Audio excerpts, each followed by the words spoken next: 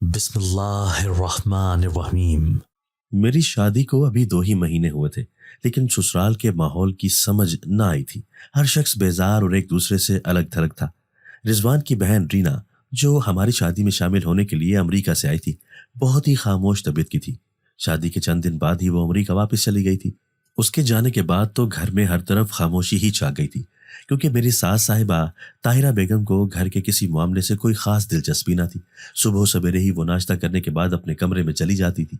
اس وقت کمرے سے باہر آتی تھی جب رضوان آفس جا چکا ہوتا تھا۔ آفس جانے سے پہلے رضوان ان کے کمرے میں جاتا تھا اور انہیں اللہ حافظ ضرور کہتا تھا۔ اس کے جانے کی تھوڑی دیر بعد ہی وہ کمرے سے باہر نکلتی تو ان کا بدلا ہوا حلیہ دیکھ کر میں حیرت زدہ رہ جاتی تھی۔ انتہائی شوق لباس اور میک اپ کے ساتھ وہ کمرے سے باہر نکلتی اور ڈرائنگ روم کے دروازے سے اندر داخل ہو جاتی اور پھر اس دروازے کو مضبوطی سے بند کر لیتی۔ سارا دن وہاں پر ہی گزار دیتی تھی۔ وہ کیا کرتی تھی مجھے تو اس کا علم نہ تھا۔ رضوان شام کو آفس سے واپس لوٹتے تھے۔ ان کے آنے سے پہلے ہی وہ ڈرائنگ روم سے باہر نکل آتی اور پھر اپنے کمرے میں واپس چلی جاتی۔ کچھ ہی دیر میں وہ پہلے آنے والے حلیے میں واپس آ جاتی۔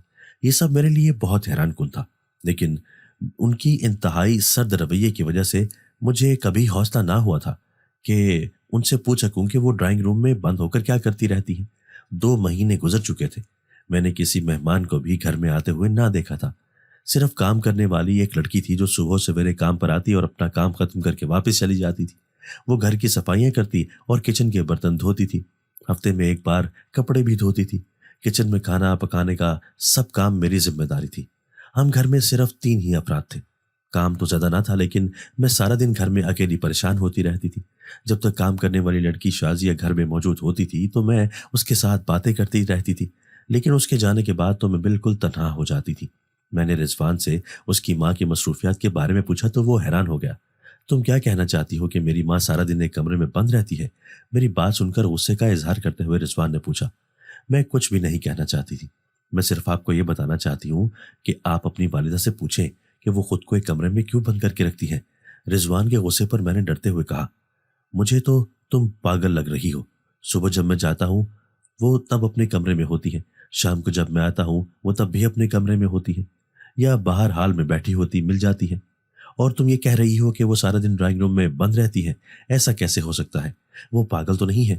تمہارے آنے سے پہلے یہ سارا گھر ان کی ذمہ داری تھی۔ مجھے تو کبھی ان سے کوئی شکایت نہ ہوئی تھی۔ رضوان نے مجھے غصے سے ڈانٹتے ہوئے کہا تو میں نے خاموشی اختیار کر لی تھی۔ اسے تو اس بات کا علم ہی نہ تھا کہ اس کی غیر موجودگی میں کیا ہوتا ہے۔ جب مجھے ماں بننے کی خبر ملی تو میں بہت خوش ہوئی۔ میں اپنے ماں باپ کی اکلوتی اولاد تھی۔ مجھے بہن بھائیوں کی بھی بہت خواہش تھی، لیکن میری یہ خواہش پوری نہ ہو سکی تھی۔ اپنی اولاد کا سن کر تو میری خوشی کی کوئی انتہا ہی نہ رہی تھی۔ میں جانتی تھی کہ میری اولاد کا سن کر رضوان کی امی کو اچھا نہ لگے گا۔ رضوان تو یہ خوشی کی خبر سن کر بہت خوش ہوا تھا، لیکن اس کی ماں بہت پریشان دکھائی دے رہی تھی۔ انہوں نے واضح لفظوں میں اپنی ناپسندیدگی کا اظہار نہ کیا تھا، لیکن مجھے ان کے چہرے پر پریشانی اور غصے کے اثرات واضح طور پر دکھائی دے رہے تھے۔ اپنی خوشی میں رضوان کو اپنی ماں کی بیزار شکل دکھائی نہ دے رہی تھی۔ اگر تم مناسب سمجھو تو اپنی بیوی کو اس کی ماں کے پاس چھوڑ دو، ناشتہ کرتے ہوئے مصروف انداز سے طاہرہ بیگم نے کہا۔ رضوان اور میں ان کی یہ بات سن کر حیرت زدہ رہ گئے اور ایک دوسرے کا منہ دیکھنے لگے۔ آپ ایسا کیوں چاہتی ہے کہ میں علینا کو اس کی ماں کے پاس چھوڑ دوں، جبکہ میں ایسا نہیں چاہتا؟ انتہائی نرم لہجے سے رضوان نے پوچھا۔ اس میں تمہارا اور تمہاری بیوی دونوں کا بھلا ہے۔ میری صحت اب ٹھیک نہیں رہتی، میں تمہاری بیوی کا خیال نہیں رکھ سکوں گی۔ اس وقت اس کی صحت کا خیال اس کی ماں سے زیادہ کوئی نہیں رکھ سکتا، رضوان کی امی نے لاپرواہی سے جواب دیا۔ میری بیوی میری ذمہ داری ہے، میں خود اس کا خیال رکھ لوں گا۔ اپنی ماں کی لاپرواہی پر رضوان کو نہ صرف حیرت ہو رہی تھی بلکہ غصہ بھی آ رہا تھا۔ وہ خود پر قابو پاتے ہوئے انتہائی نرم لہجے سے بات کر رہا تھا۔ تمہاری مرضی ہے، میں تمہیں مجبور نہیں کر سکتی کہ میری ہر بات مانو۔ ایک بات یاد رکھنا، اگر کوئی نقصان ہوا تو مجھ سے مت کہنا۔ ناشتہ کرتے ہوئے طاہرہ بیگم نے بھی انتہائی نرم اور عام لہجے سے کہا۔ ایسا لگ رہا تھا انہیں ہم دونوں کی ذات سے کوئی دلچسپی ہی نہ تھی۔ مجھے علم نہ تھا کہ اس گھر میں وقت گزارنا میرے لیے مشکل ہو گیا تھا۔ رضوان کے آفس جاتے ہی طاہرہ بیگم حسب عادت ڈرائنگ روم میں جا کر بیٹھی ہی تھی اور ڈرائنگ روم کا دروازہ بھی مضبوطی سے بند کر دیا تھا۔ شازیہ ابھی تک نہ آئی تھی۔ ناشتے کے برتن سمیٹ کر میں ٹی وی آن کر کے بیٹھ گئی۔ ان دنوں ویسے بھی میری صحت ٹھیک نہ رہتی تھی، اس لیے میں نے کام کاج کرنا مناسب نہ سمجھا۔ آج شازیہ کو کچھ دیر ہو گئی تھی اور اکیلے میں میرا دل گھبرا رہا تھا۔ اچانک ہی ٹی وی بند ہو گیا، جبکہ کمرے کی لائٹ تو ऑन थी। मैं हैरत नजरों से कमरे में इधर उधर देखने लगी और टीवी को भी देख रही थी। न जाने टीवी को क्या हो गया था और क्यों बंद हो गया था। शायद इसमें कोई खराबी हो गई है, मैंने सोचा। उसी लम्हे ट्रिक की आवाज सुनाई दी और टीवी ऑन हो गया। जाने मुझे ऐसा क्यों महसूस हुआ कि टीवी का बटन ऑन किया गया है। मैं हैरत भरी नजरों से टीवी की तरफ तवज्जो से देख रही थी, लेकिन मुझे तो कुछ समझ न आया था कि टीवी खुद ब खुद कैसे ऑन हो गया। पहले ऑफ हुआ और फिर ऑन भी हो गया। उसी वक्त मुझे दरवाजे पर बेल की आवाज सुनाई दी। कमरे में इधर उधर देखते हुए मैं बाहर निकल गई और दरवाजा खोला। आज तुमने आने में बहुत देर कर दी। शाजिया को दरवाजे पर खड़ा देखकर मैंने जल्दी से पूछा। आज मेरी तबीयत कुछ ठीक न थी, इसलिए मैंने छुट्टी करने का इरादा कर लिया था, लेकिन फिर मैंने सोचा कि आपकी सेहत भी ठीक नहीं रहती, इसलिए अपनी बीमारी को नजरअंदाज करते हुए उठकर आ गई हूँ। दरवाजे से अंदर दाखिल होते हुए शाजिया ने कहा। उसकी हमेशा से आदत थी कि हर बात को बढ़ा चढ़ा कर बयान करती थी। क्या हुआ है तुम्हारी सेहत को? कोई मेडिसिन ली है या नहीं? शाजिया की बीमारी का सुनकर मैंने पूछा। अरे छोटी बेगम साहिबा, दवाई न खाऊं तो जिंदा कैसे रहूं, इसलिए जब भी मुझे थोड़ी सी भी तकलीफ होती है मैं जल्दी से दवाई खा लेती हूँ ताकि तकलीफ ज्यादा न बढ़े। तफसील से जवाब देते हुए शाजिया ने कहा।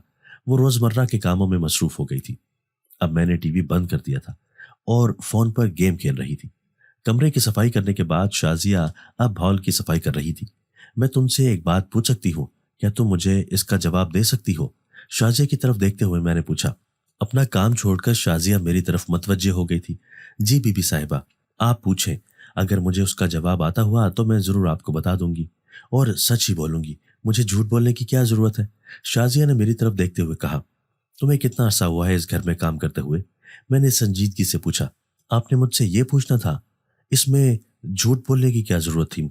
मेरे अलावा आप ये रिजवान साहब से भी पूछ सकती थी। मुझे 5 साल हो चुके हैं इस घर में काम करते हुए। अपनी आदत के मुताबिक मेरे छोटे से सवाल का शाजिया ने बहुत लंबा जवाब दिया था। तुम्हें 5 साल हो चुके हैं इस घर में काम करते हुए। क्या तुम जानती हो कि ताहिरा बेगम रिजवान के जाने के बाद ड्राइंग रूम में खुद को क्यों बंद कर लेती है और फिर कमरे से बाहर नहीं निकलती? दिन का खाना भी नहीं खाती। रिजवान के आने से पहले ही वो कमरे से बाहर आ जाती है और अपने कमरे में आकर बैठ जाती है। क्या तुम्हें इस बात का इल्म है? शाजिया की तरफ देखते हुए मैंने इंतहाई धीमे लहजे से कहा। मेरा सवाल सुनकर शाजिया कुछ घबरा गई थी।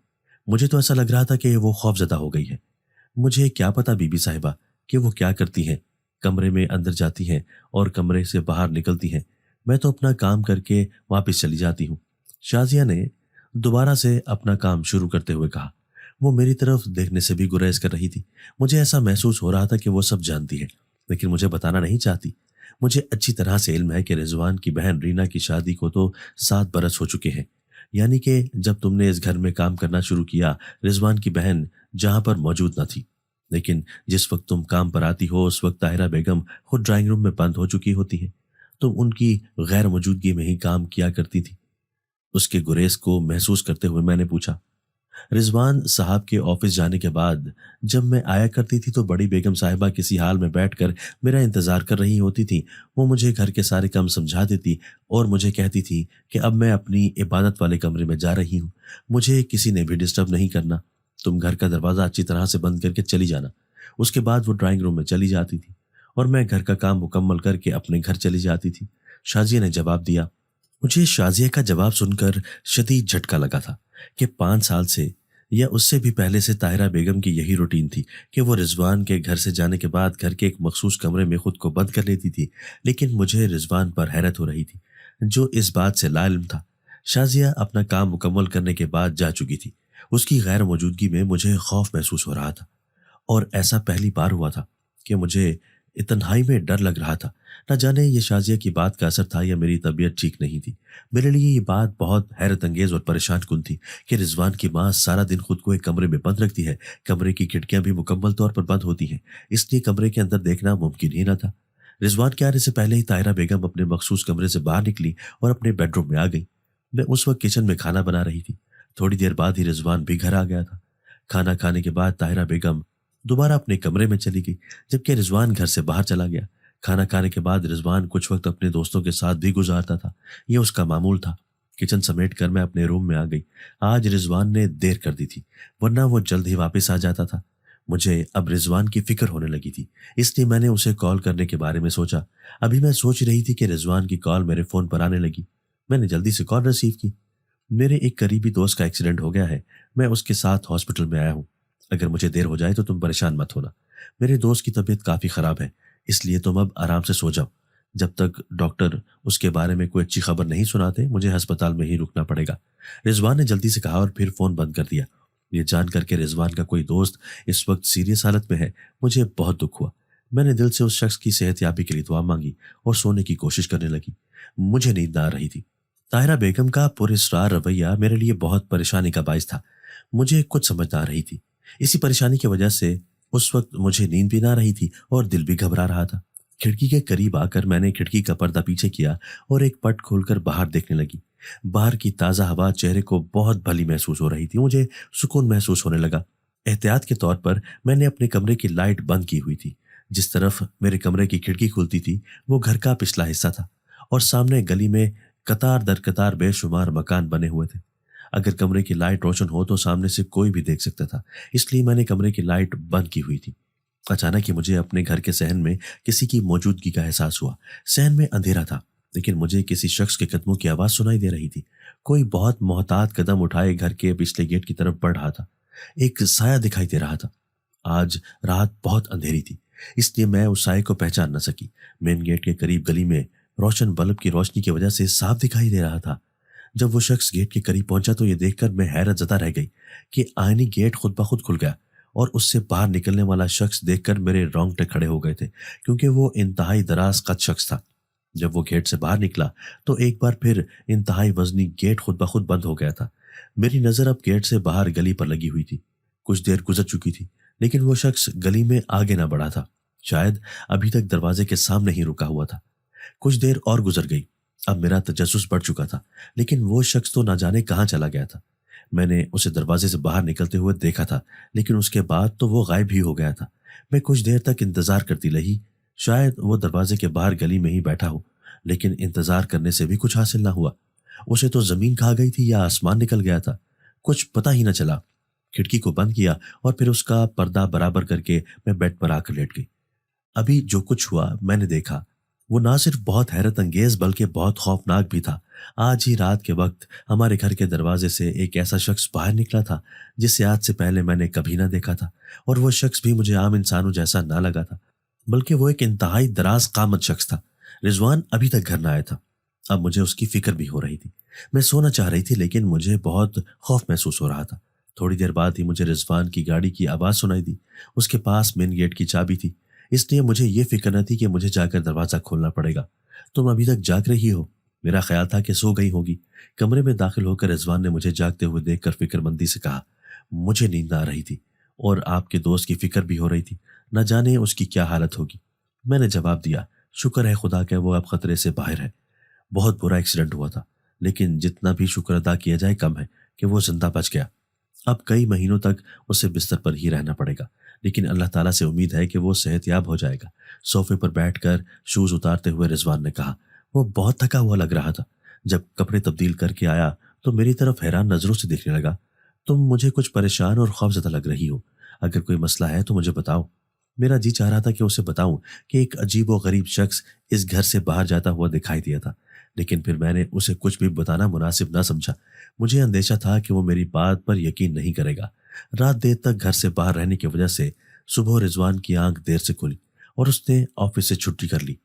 اس کی صحت کچھ ٹھیک نہ تھی، وہ اپنے دوست کی وجہ سے بھی پریشان تھا۔ مجھے دیکھ کر بہت حیرت ہوئی کہ آج طاہرہ بیگم حال میں بیٹھی ہوئی تھی اور بہت پرسکون انداز سے رضوان سے باتیں کر رہی تھی۔ شازیہ گھر کے کام کاج کرنے میں مصروف تھی۔ میری طرح طاہرہ بیگم کو اس وقت رضوان کے ساتھ موجود دیکھ کر وہ بھی حیران ہوئی تھی لیکن کچھ کہہ نہ سکتی تھی۔ رضوان صحت خرابی کی وجہ سے سارا دن گھر پر ہی رکا۔ طاہرہ بیگم ایک بار بھی اپنے مخصوص کمرے میں نہ گئی تھی۔ میں اس حقیقت کو جاننا چاہتی تھی کہ اس کمرے میں ایسی کون سی بات ہے جس کی وجہ سے طاہرہ بیگم سارا دن اسی کمرے میں گزارتی ہے۔ میرے ذہن میں ایک ترکیب آئی اور اب میں اس پر عمل کرنا چاہتی تھی، اس لیے رضوان اور طاہرہ بیگم کے قریب جا کر بیٹھ گئی اور ان کے ساتھ گفتگو میں شامل ہو گئی۔ شازیہ نے گھر کے سب کام مکمل کر لیے، اب وہ گھر جانے کی اجازت مانگ رہی تھی۔ کیا تم نے ڈرائنگ روم کی صفائی کی ہے؟ میں نے شازیہ کی طرف دیکھتے ہوئے پوچھا۔ میرے منہ سے ڈرائنگ روم کا سن کر تو وہ پریشان ہو گئی تھی اور پریشان نگاہوں سے کبھی میری طرف اور کبھی طاہرہ بیگم کی طرف دیکھ رہی تھی۔ ایک لمحے کے لیے مجھے ایسا محسوس ہوا تھا کہ طاہرہ بیگم بھی گھبرا گئی تھی۔ ان کے چہرے پر بھی گھبراہٹ کے اثرات ظاہر تھے، لیکن ایک لمحے میں ہی وہ نارمل بھی ہو گئی۔ ایسا کرو کہ اب تو تم نے سب کام مکمل کر لیے ہیں اور گھر جانا چاہتی ہو تو تم گھر چلی جاؤ، لیکن کل ڈرائنگ روم کی صفائی بہت اچھی طرح سے کر دینا۔ طاہرہ بیگم نے خوخار نگاہوں سے میری طرف دیکھا اور پھر انتہائی فراغ دلی سے شازیہ کو جانے کی اجازت دیتے ہوئے کہا، جی بہتر بڑی بیگم صاحبہ، آپ جیسے کہتی ہیں میں ویسے ہی کر لوں گی۔ سر جھکا کر شازیہ نے انتہائی فرما برداری سے کہا۔ میں نے بہت مشکل سے اپنے غصے پر قابو کیا تھا۔ میں طاہرہ بیگم اور رضوان دونوں پر ہی اپنی دلی کیفیت ظاہر نہیں ہونے دینا چاہتی تھی۔ آج دن کے کھانے میں کیا بنا لوں؟ آج پہلی بار ہم تینوں دن کا کھانا اکٹھے کھائیں گے۔ اکثر تو میں صرف دن کے کھانے پر اکیلی ہوتی ہوں۔ میں نے رضوان اور طاہرہ بیگم کی طرف دیکھتے ہوئے کہا۔ آج رضوان نے چھٹی کی ہے اور اس کی صحت بھی کچھ ٹھیک نہیں ہے، اس لیے آج کے دن کا کھانا رضوان کی پسند کا ہونا چاہیے۔ تم تو اچھی طرح سے جانتی ہو کہ مجھے دن کا کھانا کھانے کی عادت نہیں ہے اور میں سر شام ہی رات کا کھانا کھا لیتی ہوں، اس لیے تم نے صرف رضوان کی پسند ہی کا کھانا بنانا ہے۔ طاہرہ بیگم نے مسکراتے ہوئے میری طرف دیکھ کر کہا۔ میں ان سے مزید کوئی بحث نہ کرنا چاہتی تھی، اس لیے کچن میں آ گئی اور دن کا کھانا بنانے کی تیاری کرنے لگی۔ میں اکثر شام کو ہی تازہ ہانڈی بنایا کرتی تھی کیونکہ دن کے کھانے پر صرف میں ہی ہوتی تھی۔ طاہرہ بیگم تو دن کا کھانا کھاتی ہی نہ تھی اور لنچ ٹائم پر رضوان بھی آفس میں ہی ہوتا تھا، اس لیے میں دن کے کھانے کا تردد نہ کرتی تھی۔ لیکن آج میں رضوان کے لیے کچھ اسپیشل بنانا چاہتی تھی تاکہ اس کی یہ چھٹی یادگار بن جائے۔ میں کھانا بنانے میں مصروف ہو گئی۔ مجھے بہت کمزوری محسوس ہو رہی تھی اور سر بھی چکرا رہا تھا، اسی لیے چولہے کی آنچ کم کر کے میں ایک بار پھر ہال میں آ کر بیٹھ گئی جہاں رضوان اور طاہرہ بیگم آپس میں باتیں کرنے میں مصروف تھے۔ تھوڑی دیر بیٹھنے کی وجہ سے میری صحت کچھ بہتر ہو گئی اور میں دوبارہ کچن میں آ گئی۔ جب میں کچن کے دروازے سے داخل ہوئی تو سامنے کا منظر دیکھ کر حیرت زدہ رہ گئی۔ کالے رنگ کی ایک خوفناک بلی چولہے کے قریب بیٹھی ہوئی تھی۔ حیرت کی بات تو یہ تھی کہ وہ چولہے کے انتہائی قریب بیٹھی ہوئی تھی۔ میرا خیال تھا کہ وہ آگ سے جھلس رہی ہوگی، لیکن وہ تو بہت پرسکون انداز سے بیٹھی ہوئی تھی، انتہائی غصیلی نگاہوں سے میری طرف دیکھ رہی تھی۔ اور پھر اس نے پنجہ مار کر چولہے پر رکھی ہوئی پتیلی کو الٹ دیا۔ بہت محنت سے میں نے رضوان کی پسند کی بریانی بنائی تھی جو میری آنکھوں کے سامنے زمین بوس ہو کر رہ گئی، اور اس سے بھی زیادہ خوفناک اور حیرت انگیز بات یہ تھی کہ وہ بلی دیکھتے ہی دیکھتے میری نگاہوں کے سامنے سے غائب ہو گئی تھی۔ پتیلا گرنے کی آواز سن کر رضوان جلدی سے کچن کی طرف آیا۔ میں ابھی تک کچن کے دروازے پر ہی کھڑی تھی اور خوف سے اپنی جگہ منجمد ہو چکی تھی۔ ہولے ہولے میرا سارا جسم کانپ رہا تھا۔ جو کچھ میں نے اپنی آنکھوں سے دیکھا تھا وہ بہت خوفناک تھا۔ یہ کیسے ہوا ہے؟ تم تو ٹھیک ہو نا؟ جل تو نہیں گئی؟ کچن کے فرش پر بکھرے ہوئے چاول دیکھ کر رضوان نے فکر مندی سے مجھ سے پوچھا۔ طاہرہ بیگم بھی دروازے سے آ چکی تھی اور اب حیرت بھری نظروں سے کچن کو دیکھ رہی تھی۔ تمہارا دھیان کہاں تھا؟ کیسے ہوا یہ سب کچھ؟ غصے کا اظہار کرتے ہوئے طاہرہ بیگم نے پوچھا۔ کچھ بھی نہیں ہوا، ابھی یہ کچن صاف ہو جائے گا اور میں کھانا باہر سے لے آؤں گا، تمہیں پریشان ہونے کی ضرورت نہیں ہے۔ رضوان نے شاید اپنی ماں کے لہجے میں غصہ محسوس کر لیا تھا، اس لیے مجھے تسلی دیتے ہوئے کہا۔ اس لیے میں کہتی ہوں کہ اس لڑکی کو اس کی ماں کے پاس چھوڑ آؤ۔ اب تم خود دیکھ لو کہ اس عمر میں جب میرے ساتھ 1000 بیماریاں لگ چکی ہیں، اس کا خیال کیسے رکھ سکتی ہوں؟ اگر خدا نخواستہ کوئی بڑا حادثہ ہو جاتا تو سب نے ہمیں ہی برا بھلا کہنا تھا۔ نہ جانے ہمارے بارے میں کیا کیا باتیں بنائی جاتی کہ ہم بہو پر ظلم کرتے ہیں یا اسے جلا کر مار دینا چاہتے ہیں۔ میں افسوس بھری نگاہوں سے رضوان کی طرف دیکھ رہی تھی۔ طاہرہ بیگم غصے سے بولنے لگی اور غصے سے بڑبڑاتے ہوئے اپنے کمرے کی طرف بڑھ گئی۔ میں ابھی تک خوف سے بت بنی ہوئی اپنی جگہ پر کھڑی تھی۔ تم کمرے میں آ جاؤ، کچن میں خود صاف کر دیتا ہوں۔ یہ سب چاول جو زمین پر گر چکے ہیں میں سمیٹ کر باہر پھینک آؤں گا، پرندے اور جانور کھا لیں گے۔ تم پریشان کیوں ہو؟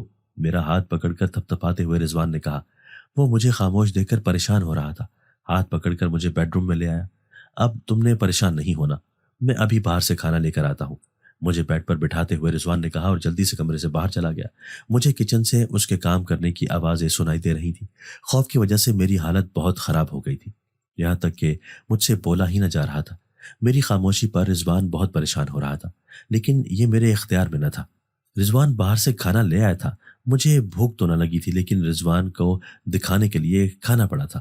میں نہیں جانتا کہ امی یہ کیوں چاہتی ہیں کہ تم اس گھر میں نہ رہو اور یہاں سے چلی جاؤ، لیکن ایک بات یاد رکھنا کہ میں ہمیشہ تمہارے ساتھ ہوں۔ اگر تمہیں کوئی مسئلہ ہو تو مجھے ضرور بتانا۔ میرے خوفزدہ چہرے کی طرف دیکھتے ہوئے رضوان نے کہا۔ آپ ان سے پوچھیں کہ انہیں مجھ سے کیا شکایت ہے، میں کوشش کروں گی کہ ان کی شکایت کو دور کر سکوں اور سب کچھ ان کی مرضی کے مطابق ہی کیا کروں۔ ایک لمبا سانس لے کر میں نے بے بسی سے کہا۔ میں ان سے پوچھ لوں گا، تم ٹینشن مت لو، وہ مجھے بتا دیں گی، رضوان نے مجھے تسلی دیتے ہوئے کہا۔ اس روز کے بعد میں ہر ممکن کوشش کرتی تھی کہ میں طاہرہ بیگم سے دور ہی رہوں۔ اس بات کا مجھے اندازہ ہو گیا تھا کہ اگر میں ان کے کسی معاملے میں ٹانگ اڑاؤں گی تو میرا ہی نقصان ہوگا۔ وقت گزرتا جا رہا تھا۔ میں کبھی کبھی امی کو ملنے کے لیے اپنے گھر چلی جاتی۔ رضوان مجھے امی کے گھر زیادہ دن نہ رہنے دیتا تھا، بلکہ اگلے ہی دن واپس لے آتا تھا۔ میں نے امی ابو یا اپنے گھر کے کسی فرد سے بھی رضوان کی امی کے پر اسرار رویے کے بارے میں نہ بتایا تھا۔ وقت گزرتا جا رہا تھا۔ اب میں پہلے سے کافی صحت مند ہو چکی تھی۔ رضوان میرا بہت خیال رکھتا تھا، لیکن طاہرہ بیگم نے کبھی مجھ سے میری صحت کے بارے میں کبھی نہ پوچھا تھا۔ شازیہ گھر کے کاموں سے فارغ ہو کر چلی جاتی تھی اور طاہرہ بیگم نے معمول کے مطابق اپنے مخصوص کمرے میں خود کو بند کیا ہوتا تھا۔ مجھے نیند آ رہی تھی، اس لیے میں اپنے کمرے میں آ گئی۔ میں سونا چاہتی تھی، اس لیے آنکھیں بند کر کے لیٹ گئی۔ جلد ہی میں سو گئی تھی۔ سوتے میں مجھے ایسا محسوس ہو رہا تھا کہ میرا سارا جسم مفلوج ہو چکا ہے، کسی اندیکھی طاقت نے مجھے باندھ دیا ہے۔ میں اپنی جگہ سے حرکت کرنے سے بھی قاصر تھی۔ اس لمحے مجھے ایسا محسوس ہوا کہ میرے پھولے ہوئے پیٹ کو زور سے دبایا جا رہا ہے۔ یہ ایسا وقت تھا کہ میں کچھ برداشت نہ کر سکتی تھی۔ میں نے پوری قوت سے خود کو اٹھانے کی کوشش کی۔ میں چیخنا چاہتی تھی، لیکن میری زبان بالکل سن ہو چکی تھی۔ اچانک ہی میں لمبے لمبے سانس لینے لگی۔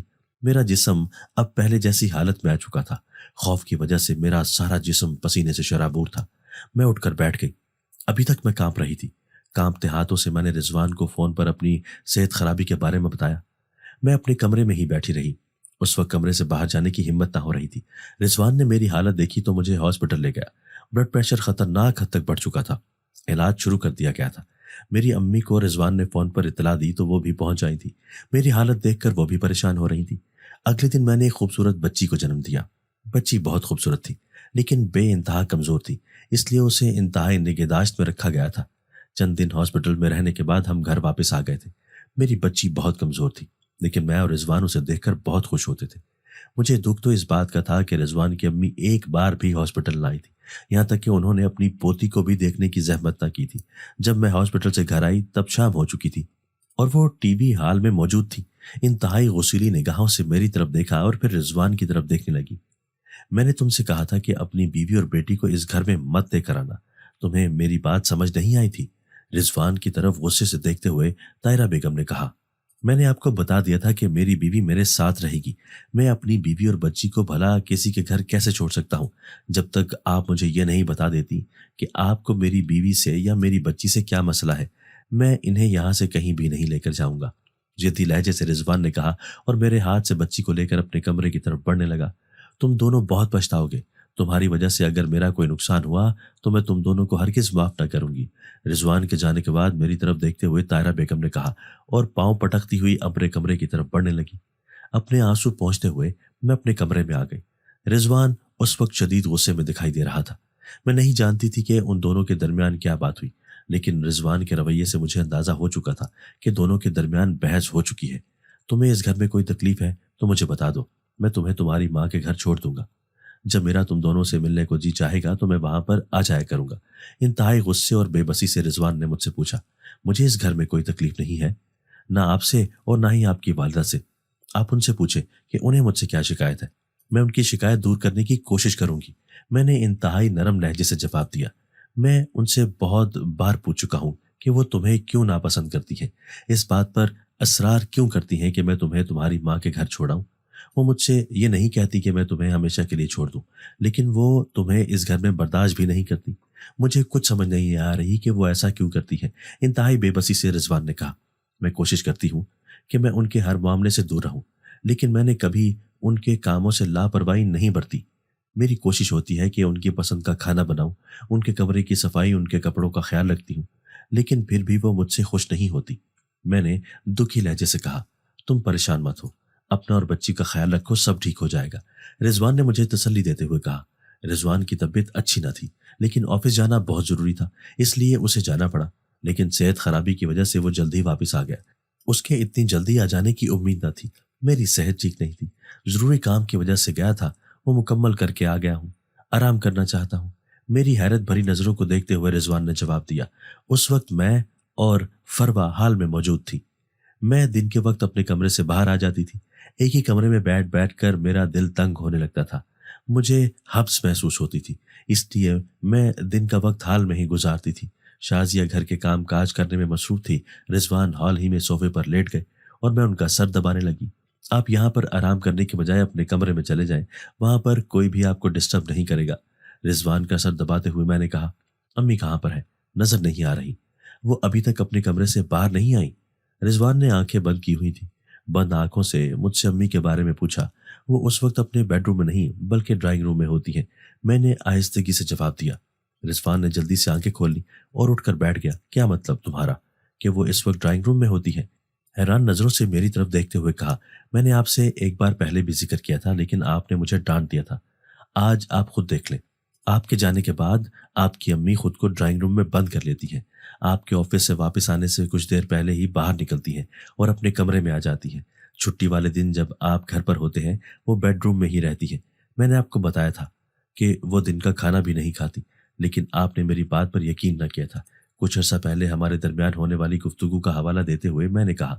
میری بات سنتے ہی رضوان جلدی سے اٹھا اور ڈرائنگ روم کے دروازے کی طرف جا کے سامنے کھڑا ہو گیا۔ دروازہ اندر سے لاک تھا، اس لیے اس کے زور لگانے پر بھی نہ کھلا۔ اب وہ زور زور سے دروازہ کھٹکھٹا رہا تھا لیکن اندر سے کوئی جواب نہ آ رہا تھا۔ رضوان بھی بس کرنے والوں میں نہ تھا، اس لیے زور زور سے دروازہ کھٹکھٹاتا رہا۔ کون ہے اور کیوں شور مچا رہا ہے؟ غصے سے جھنجھلاتے ہوئے طاہرہ بیگم کی آواز سنائی دی۔ امی پلیز دروازہ کھولیں۔ آپ کیا کر رہی ہیں؟ رضوان نے جلدی سے کہا۔ کیا مصیبت آن پڑی ہے جو تم اس وقت گھر واپس آ گئے ہو اور مجھے تنگ کر رہے ہو؟ دروازہ کھولنے کے بجائے طاہرہ بیگم نے انتہائی غصے سے کہا۔ رضوان بے یقین نگاہوں سے میری طرف دیکھنے لگا۔ آپ کیا کر رہی ہیں؟ خود کو کمرے میں کیوں بند کیا ہوا ہے؟ پلیز دروازہ کھولیں۔ رضوان نے منت بھرے لہجے سے کہا۔ کچھ دیر بعد دروازہ کھلا تو طاہرہ بیگم انتہائی غصے میں دروازے پر کھڑی تھی۔ کمرے کے اندر سے عجیب سی بو آ رہی تھی۔ آپ یہاں پر کیا کر رہی ہیں اور کمرے کو لاک کیوں کیا ہوا ہے؟ طاہرہ بیگم کے پیچھے کمرے میں جھانکنے کی کوشش کرتے ہوئے رضوان نے پوچھا۔ کمرے سے آنے والی گندی بو رضوان نے بھی محسوس کر لی تھی، اس نے جلدی سے ناک پر ہاتھ رکھ لیا۔ لیکن مجھے تو طاہرہ بیگم پر حیرت ہو رہی تھی جو اس قدر شدید تعفن اور گندی بو میں آرام سے کھڑی تھی۔ میں کوئی چھوٹی بچی نہیں ہوں جس کے لیے تمہیں فکر مند ہونے کی ضرورت ہو۔ تمہاری وجہ سے مجھے بہت مصیبت اٹھانی پڑی ہے۔ اب بہتر یہی ہے کہ تم یہاں سے چلے جاؤ اور مجھے بالکل بھی ڈسٹرب مت کرنا۔ رضوان کا سوال سن کر طاہرہ بیگم شدید غصے میں آ گئی، انتہائی غصے سے جواب دیا۔ اپنی ماں کا یہ انداز دیکھ کر رضوان حیران رہ گیا تھا اور وہ اب بھی کمرے میں جھانک کر دیکھنے کی کوشش کر رہا تھا، لیکن وہاں پر تو صرف اندھیرا ہی اندھیرا تھا، کچھ دکھائی نہ دے رہا تھا، اور طاہرہ بیگم دروازے کے درمیان میں ایسے کھڑی تھی کہ کوئی بھی اندر داخل نہ ہو سکتا تھا۔ غصلی نگاہوں سے میری طرف دیکھتے ہوئے طاہرہ بیگم نے زور سے دروازہ بند کیا۔ رضوان جو کہ بے یقین نگاہوں سے اپنی ماں کے چہرے کو دیکھ رہا تھا، دروازہ بند ہونے کی آواز پر سٹپٹا کر میری طرف دیکھنے لگا۔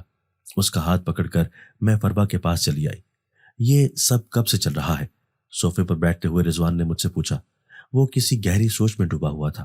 میں تو جب سے اس گھر میں آئی ہوں یہی دیکھ رہی ہوں، میں نے جلدی سے جواب دیا۔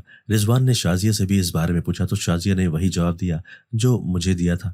رضوان کے لیے سب کچھ بہت حیرت انگیز تھا، اسے یقین نہ آ رہا تھا، لیکن اب تو سب کچھ اس نے اپنی آنکھوں سے دیکھ لیا تھا، کیسے یقین نہ کرتا۔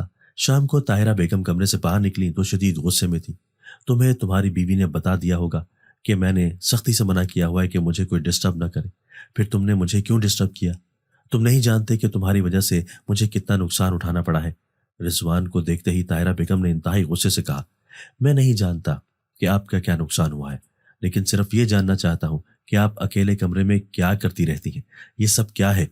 مجھے بھی تو پتا ہونا چاہیے۔ اپنی ماں کے غصے کو خاطر میں نہ لاتے ہوئے رضوان نے بھی غصے سے پوچھا۔ ابھی تم اتنے بڑے نہیں ہوئے اور نہ ہی اس قابل ہوئے ہو کہ مجھ سے کوئی سوال جواب کر سکو یا مجھ سے باز پرس کرو۔ میں تمہاری محتاج نہیں، اس لیے اپنی آواز نیچی رکھو۔ تمہیں کیا بتانا ہے اور کیا نہیں بتانا ہے بہتر جانتی ہوں۔ اگر تمہیں کوئی اعتراض ہے تو تم اپنی بیوی بچی کو لے کر یہاں سے چلے جاؤ، مجھے تمہاری ضرورت نہیں ہے، طاہرہ بیگم نے کسی لگی لپٹی کے بغیر کہا۔ حیرت سے منہ کھولے رضوان طاہرہ بیگم کی طرف دیکھ رہا تھا۔ میری طرح اسے بھی یقین آ رہا تھا کہ طاہرہ بیگم نے اسے یہاں سے چلے جانے کا کہہ دیا ہے۔ میں آپ سے بحث نہیں کرنا چاہتا، نہ ہی کوئی لڑائی جھگڑا کرنا چاہتا ہوں، بلکہ میں آپ کے سامنے اونچی آواز سے بات کرنے کا تصور بھی نہیں کر سکتا، لیکن میں یہ جاننا چاہتا ہوں کہ آپ کیا کرتی ہیں، سارا دن کمرے میں کیوں بند رہتی ہیں؟ خدا نخواستہ آپ کو کوئی نفسیاتی مسئلہ تو نہیں؟ رضوان نے دھیمے اور فکر مندانہ لہجے سے کہا۔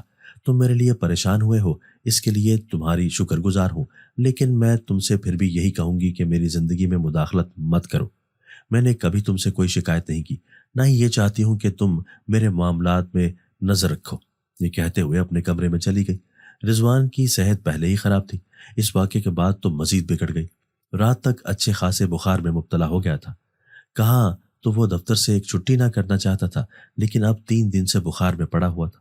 آفس کی یاد بھی نہ آ رہی تھی، لیکن اس دوران وہ اپنی ماں کی روٹین توجہ سے دیکھتا رہا اور یہ جاننا چاہتا تھا کہ اس کی ماں کیا کرتی ہے۔ لیکن میں نے اسے سمجھا دیا تھا کہ ہمیں ان کے کسی معاملے میں ٹانگ اڑانے کی ضرورت نہیں ہے۔ پتہ نہیں انہیں میری بات سمجھ آئی تھی یا نہیں، لیکن انہوں نے خاموشی اختیار کر لی تھی۔ فروا بہت ایکٹیو بچی تھی۔ وہ زیادہ صحت مند تو نہ تھی، لیکن بہت پرکشش تھی۔ وقت کے ساتھ ساتھ وہ بڑی ہو رہی تھی، لیکن مجھے ایسا لگتا تھا کہ اس میں کوئی کمی ہے۔ وہ عام نارمل بچوں کی طرح دکھائی نہ دے رہی تھی۔ وقت گزرتا جا رہا تھا، لیکن طاہرہ بیگم کی روٹین میں کوئی فرق نہ آیا تھا۔ رضوان نے اپنی ماں سے یہ جاننے کی ہر ممکن کوشش کی تھی کہ وہ ڈرائنگ روم میں کیا کرتی ہیں۔ سارا دن اکیلی بیٹھی رہتی ہیں، کسی کو بھی اس کمرے میں جانے نہیں دیتی۔ ہر بار رضوان کو طاہرہ سے ڈانٹ پڑ جاتی تھی۔ وہ بار بار ایک ہی بات کہتی تھی کہ ہمیں ان کے معاملات میں دلچسپی نہیں لینی چاہیے۔ فروا جب کچھ بڑی ہوئی تب مجھے احساس ہوا کہ وہ بات نہیں کر سکتی، وہ بولنے کی کوشش بھی نہیں کرتی۔ چیک اپ کے بعد پتہ چلا کہ پیدائشی طور پر فروا میں بولنے کی صلاحیت ہی نہیں ہے۔ یہ جان کر مجھے بہت تکلیف ہوئی۔ سارے خاندان میں مشہور ہو گیا تھا کہ رضوان کے گھر میں گونگی بچی پیدا ہوئی ہے۔ اب بچی کو دیکھ کر مجھے شدت سے اس بات کا احساس ہوتا تھا کہ اس سب کے پیچھے ضرور رضوان کی ماں کا ہاتھ ہے، لیکن میں اس کا اظہار نہ کر سکتی تھی۔ شام کے وقت اکثر فروا طاہرہ بیگم کے کمرے میں چلی جاتی تھی۔ میں نے کبھی طاہرہ بیگم کو فروا کی طرف متوجہ کرتے ہوئے یا پیار سے بلاتے ہوئے نہ دیکھا تھا۔ فروا ان کو دیکھتے ہی خوش ہو جاتی تھی اور ان کے پیچھے لپکنے لگتی۔ یہ دیکھ کر مجھے بہت دکھ ہوتا تھا کہ وہ فروا کو اپنے کمرے میں نہ رکنے دیتی تھی، فوراً ہی کمرے سے باہر نکال کر دروازہ بند کر دیتی تھی۔ مجھے اس بات پر بھی حیرت ہوتی تھی کہ میری بیٹی 5 سال کی ہو چکی ہے، لیکن وہ باتیں نہیں کرتی۔ اس کے بارے میں ایک بار بھی طاہرہ بیگم نے مجھ سے یا رضوان سے نہ پوچھا تھا۔ اس کی اس سنگ دلی پر مجھے بہت دکھ ہوا تھا۔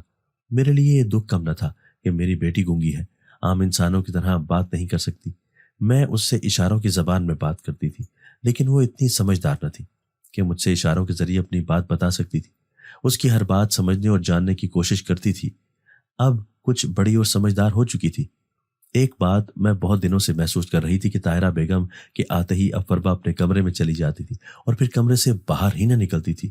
کھانے کی میز پر رضوان بہت کوشش کرتے کہ وہ ہمارے ساتھ بیٹھ کر کھانا کھائے، لیکن وہ ہمارے ساتھ کھانے کے بجائے اپنا کھانا لے کر کمرے میں چلی جاتی تھی۔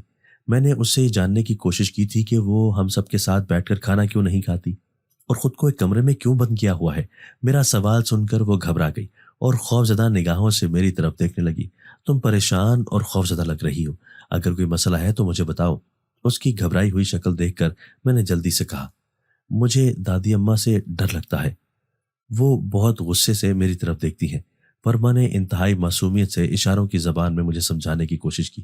اس کا جواب سمجھ کر تو میں سکتے میں آ گئی تھی۔ اس چھوٹی سی معصوم بچی کو بھی اس بات کا اندازہ تھا کہ طاہرہ بیگم اس سے نفرت کرتی ہے، غصے سے اس کی طرف دیکھتی ہے۔ اس روز کے بعد میں یہی کوشش کرتی تھی کہ فروا طاہرہ بیگم کا سامنا نہ ہی ہو۔ وہ اپنی زندگی میں مگن تھی، لیکن ایک روز اچانک ہی طاہرہ بیگم کے مخصوص کمرے میں آگ بھڑک اٹھی۔ رضوان گھر پر نہیں تھا۔ آگ کے شعلے بلند تھے۔ محلے والے آگ بجھانے کی کوششوں میں لگ گئے۔ جب تک آگ پر قابو پایا جاتا طاہرہ بیگم جل چکی تھی۔ اپنی ماں کی جلی ہوئی لاش دیکھ کر تو رضوان ہوش کھو بیٹھا تھا۔ مجھے بھی یقین نہ آ رہا تھا کہ اتنی جلدی ایک جیتا جاگتا انسان ہمارے سامنے ہی موت کے منہ میں چلا گیا۔ پورا کمرہ جل کر خاک ہو گیا تھا، کوئی سامان باقی نہ بچا تھا، یہاں تک کہ بجلی کا نظام بھی درہم برہم ہو گیا تھا۔